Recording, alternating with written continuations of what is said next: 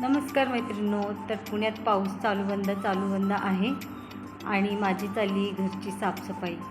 ही साफसफाई तर माझी महिन्यालाच असते. मी महिन्याला पूर्ण घरातली साफसफाई करत असते. आणि आज साफसफाई करताना, स्वच्छता करताना मी पाणीपुरीचा बेत आखला आहे. तर आत्ता पाणीपुरी तळून घेते. पाणीपुरी आपली रेडीमेड आहे आणि चटणीसुद्धा मी त्याच्याबरोबर थोडीशी रेडीमेड आणि थोडंसं त्यात घरची जिन्नस टाकून मिक्स करणार आहे. तर चटणीमध्ये, खट्टे-मिठ्ठे चटणीमध्ये मी घरचे जिन्नस म्हणजे जिरे भाजून घेतलेत थोडे, काळी मिरी, काळं मीठ, सेंधव मीठ आणि सुंठ,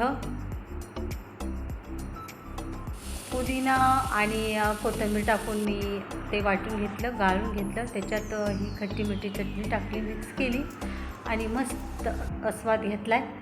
बाहेर पाऊसही पडतो आहे छान.